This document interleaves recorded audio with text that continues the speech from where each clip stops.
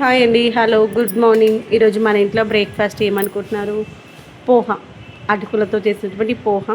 కొంచెం స్పైసీగా, కొంచెం ఘాటుగా చేస్తే బాగుంటుంది. కొన్ని వెల్లుల్లి, ఒక 3 వెల్లుల్లి సన్నగా చాప్ చేసి వేసాను. ఆ యొక్క వెల్లుల్లి ముక్కలు పెద్ద పెద్దనే కట్ చేశాను అనమాట. అఖిల్కి పెద్దగా ఉన్నా ఇష్టంగా తింటాడు.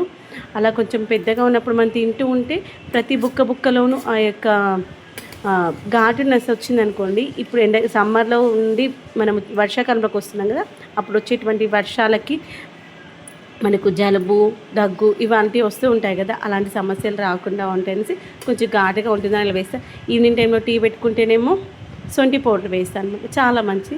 దాంతోపాటు బ్రేక్ఫాస్ట్కి కీరా, ఇదిగోండి వాటర్ బాటిల్ కూడా నింపి పెట్టేశాను.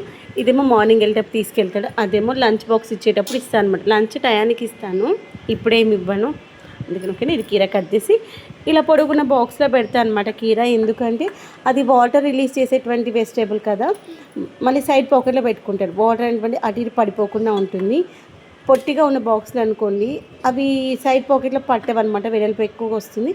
ఇలాంటి పొడుగు పాకెట్లు ఉన్నటువంటి పొడుగు బాక్స్లు ఉన్నటువంటివి అయితే ఇలా వాటర్ రిలీజ్ అయ్యేటువంటి వాటర్ మిలాన్ కానీ, పపాయ కానీ, కీరా కానీ ఇలాంటివి పెట్టినప్పుడు ఈ బాక్స్లో పెడతాను అనమాట. ఈ బాక్స్లో ఫుల్ ఫ్లెడ్జ్డ్గా సరిపోతుంది, ఇంత సరిపోతుంది కదా. ఇప్పుడు ఈ కీర మొత్తం దీంట్లో పడుతుంది. ఫస్ట్ చూసిన కీర దీంట్లో పడుతుందా లేదా అనుకుంటాను. ఇప్పుడు ఇది పట్టంగా ఇంకొంచెం స్పేస్ కూడా వస్తుంది తెలుసా.